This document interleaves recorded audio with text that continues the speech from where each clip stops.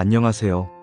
오늘은 많은 어르신들이 겪고 계신 정말 골치 아픈 문제에 대해 말씀드리려고 합니다.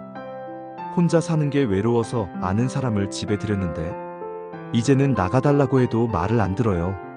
계약서도 없고 가족도 아니에요. 이런 경우 경찰을 불러도 될까요? 이런 상황 정말 답답하시죠? 처음엔 외로우니까 같이 살자며 좋은 마음으로 시작했는데 시간이 지나니까 문제가 생기기 시작해요. 전기세도 안 내고 집안일도 안 하고 심지어는 다른 사람까지 데려와서 함께 살려고 하는 경우도 있어요. 더 심각한 경우도 있어요. 어르신 명의로 몰래 대출을 받거나 통장에서 돈을 빼가거나 귀중품을 슬쩍 가져가는 경우까지 생기거든요. 나가달라고 말해도 여기가 내 집이기도 하다라며 버티는 사람들. 정말 화가 나시죠? 오늘은 이런 상황에서 경찰을 불러도 되는지, 그리고 법적으로 어떻게 해결해야 하는지 자세히 알려드리겠습니다. 먼저 가장 궁금해하시는 부분부터 말씀드릴게요. 경찰을 불러도 될까요? 결론부터 말씀드리면 범죄가 발생한 경우에만 경찰이 개입할 수 있습니다. 경찰은 범죄가 발생했을 때만 개입할 수 있어요. 단순히 안 나간다는 이유만으로는 경찰이 그 사람을 강제로 끌어낼 수 없습니다. 왜 그럴까요? 법적으로 설명드리면 그 사람에게도 일정한 점유권이 생겼기 때문이에요. 민법에서는 자력구제 금지의 원칙이라는 게 있는데 쉽게 말해서 법에 정해진 절차 없이 함부로 강제 퇴거시킬 수 없다는 뜻입니다. 개인이 물리력을 사용해서 문제를 해결하는 것을 막고 반드시 법원을 통해서 해결하도록 하는 원칙이에요. 예를 들어서 전세 계약이 끝난 세입자라고 해서 집주인이 마음대로 문을 바꾸고 짐을 내다 버릴 수 없는 것과 같은 원리예요. 그럼 계속 참고 살아야 하는 건가요? 그건 아니에요. 올바른 절차가 있거든요. 하지만 이런 경우에는 바로 경찰을 부르셔야 해요. 첫째, 폭언이나 폭력, 협박이 동반된 경우입니다. 나가라고 하니까 뭘 어쩔 건데? 라며 위협하거나 물건을 던지거나 소리를 지르면서 무서워하게 만드는 경우요. 이건 협박죄나 폭행죄에 해당할 수 있어서 즉시 112에 신고하셔야 해요. 둘째, 처음부터 동의 없이 들어온 경우입니다.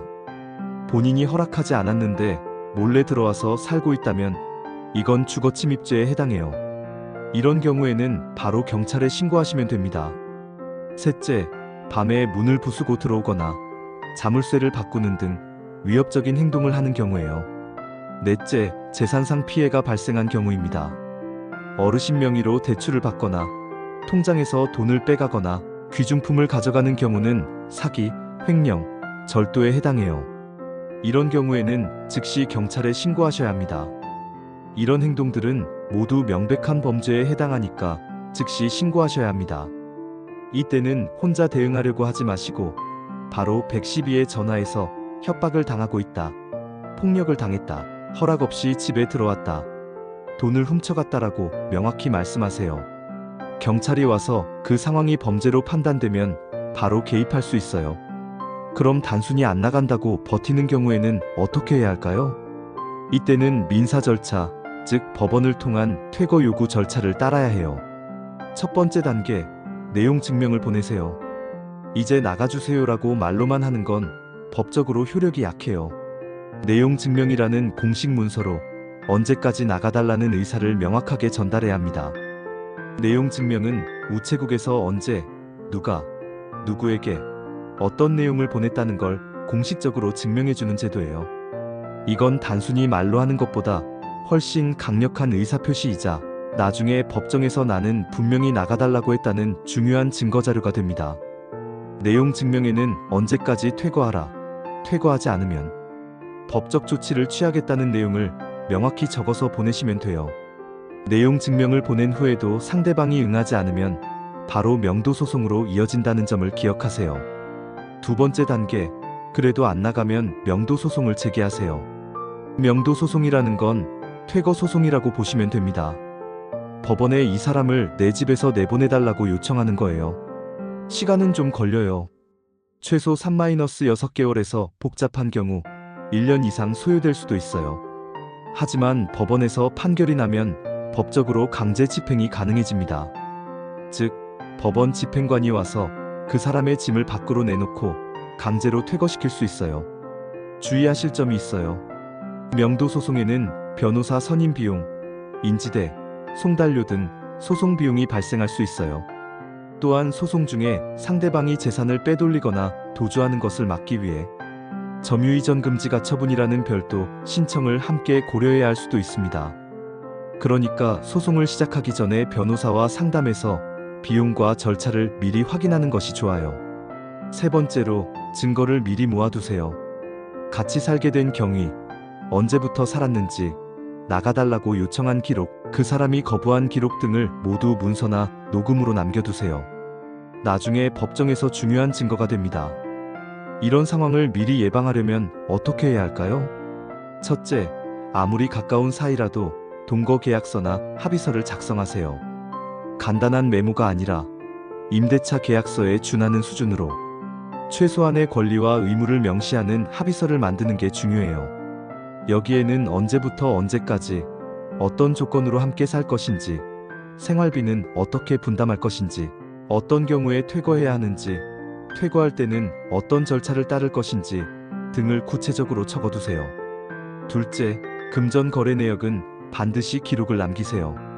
전기세나 수도세를 함께 내기로 했다면 누가 얼마씩 냈는지 은행 이체 기록을 남겨두시고요. 셋째, 주거 목적과 기간, 퇴거 사유를 명확히 하세요. 몸이 불편해서 잠깐 도움을 받기 위해, 외로워서 함께 지내기 위해 등 목적을 분명히 하고 3개월 후에 다시 논의하자, 이런 상황이 생기면 퇴거한다, 이런 식으로 기간과 조건도 정해두세요. 넷째, 간병이나 도움을 받는 경우라면 책임관계도 명확히 해두세요.